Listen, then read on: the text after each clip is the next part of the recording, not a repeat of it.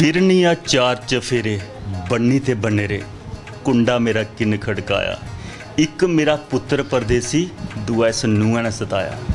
दोस्तों जिसलै नूंहां ने सताया वाली गल आउंदी सिर मत्थे पर हत्थ की जंदा क्योंकि अजकल नूंहां 21वीं सदी दियां पुत्र परदेस होया ते भी घर ततनीर पैरा टिकन दिंदी है। एक नार बैठी दी उंदे कन्नै गल कत्थ करने आ सारे खास करियै जेह्ड़े गीतें दे बोल न कुछ बीती दियां हुण तां गै गीत बनदे न। केह् नां जी तुहाड़ा? विमला। विमला जी पुत्र ब्याह हाँ जी कोई नहीं बच्चे का कम तो नहीं तो नूंहां ने सताया आए तो नहीं सताया अजे धियें दा सुख भोगा दे। हाँ जी धियें दा। एक गल तुहाड़े पुछना चाहने भई खास करिए जिल्लै धी माँ प्यो घर होंदी हाँ जी ओह् माँ प्यो कन्नै बड़ा खुल्लियै आज़ादी कन्नै माँ प्यो कन्नै हत्थ भी बटांदी है। हाँ जी और मैं बड़े बारी जिक्र करना भई धी घर बनांदी है हाँ जी क्योंकि पुत्र कोई बाहर चीज़ पेदी हो ठोकर मारिए बाहर ही सुट्टग धी अंदर आवा दी हो कोई बाहर घर की चीज़ पेदी हो चुकी अंदर ही आंदी। सही गल है धी आंदी पुत्र नहीं आंदी। पुत्र घर तोड़दा ते धी घर जोड़दी है ये गल सच्ची नहीं ऐसा कुछ भी नहीं पुत्र भी करते न धियां ज़्यादा करदियां ना लेकिन पुत्र थोड़े घट्ट भी करते न। अगर धी होगी तो पुत्र गी पैसे देने होन अपने मतलब खर्चा करने वास्ते पर मैं तो बराबर ही दिन्नी आ। वो गल मैं मन्ना ना बराबर दिंदे हो हाँ जी। अगर पुत्र भी पैसे देते ध्यू भी देते हाँ जी खर्चा करने की बारी आऊ तो पुत्र ने बाहर पार्टी करी आनी तो ध्यू ने घर वास्ते कोई अच्छी चीज़ लियानी ये सही गल ठीक बोली तुसें। ਉਹਦੇ कन्नै केह् होंदा भी धी घर बनांदी है जां नहीं बनांदी है धी बनांदी है समझदारी कन्नै अपना घर चलांदी है।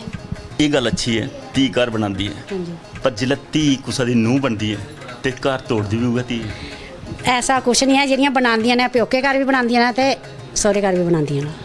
मता सारा अस जमाने च दिक्खने आ भई जिल्लै कुड़ी अपने घर होंदी उसी पूरी खुद मुख्तियारी मिलदी आज़ादी मिलदी उस घर दे विच माँ प्यो गी खुले गले कन्नै भी मिलदी। हाँ जी पर जिल्लै सस्स मिलदी है उस सस्स कन्नै क्यों नहीं गले कन्नै मिली है वो इजहार करदी। पर जेह्ड़ियां सस्सां बिच है ना ओह् चंगियां भी हैन बिच भैड़ियां भी हैन जेह्ड़े चंगियां उं'दे कन्नै चंगे बनियै रौह्न होंदा जे भैड़ियां होन तां फिर उं'दे कन्नै थोड़ा करने पौंदा।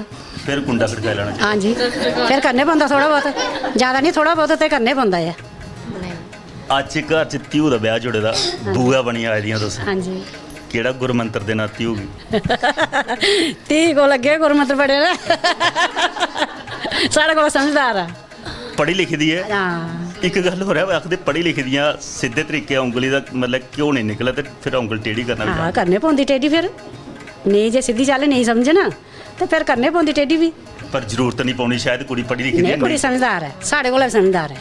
समझदार है। हाँ जी एक गल खास करिए ब्याह की तैयारी चला दी हाँ जी जनानी का इक्कै तरफ ध्यान होंदा भाई सूट खुले होने चाहिए ब्याह जाना सांती विला बखरा हाँ ये तो सही गल है बेदी विला बखरा अब कुसै गी आखना है आपू अलग अलग ड्रेस ले देना किन्ने सूट से असें 5-6 स्याही ले देने साड़ियां बक्खरियां ले दियां ते साबे वास्ते सबे वास्ते भी स्याए दे वो मेरे ख्याल च पैंट एक होनी कमीचा चार भी एक नहीं असें आपू खरीदे देना ओह् गल्ल नहीं साढ़े च है। पर बंदा जिल्लै सूट पांदा मेरे ख्याल च ओह् आखदा पैंट जेह्ड़ी पेदी ठीक है मेरी मिगी तू पर अस खलाने ना अस आखने नहीं भाई होर चेंज करनी है अपने वाले जस्टिफाई करने वास्ते हाँ असें पूरे मैच करने कपड़े।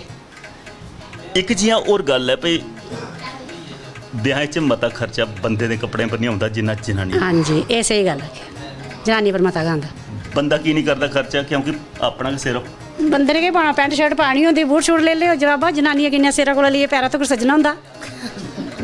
पर सज्जन की गल अजकल उल्टी आई दी है पहले जनानियां कख भी नहीं लांदियां तां भी बड़ियां सोहनियां लगदियां खाली एक रौंगली दातन कर लैनी ते सोहनी जी चोटी कर लैनी मांग पर लैनी सुरमा पाई लैना ओहदे कन्नै भी नारा बड़ी खूबसूरत पर ने पहले जमाने दे स्हाब कन्नै ओह् भी ठीक है जेह्ड़ी कुदरती खूबसूरती ओहदे झलकदी। हाँ ओह् अलग चीज है अजकल बट्टी बट्टी मलिए तां अमल वे तां भी उ'ऐ लेइयां तां भी शक्लां उ'ऐ लेइयां रौंह्दियां।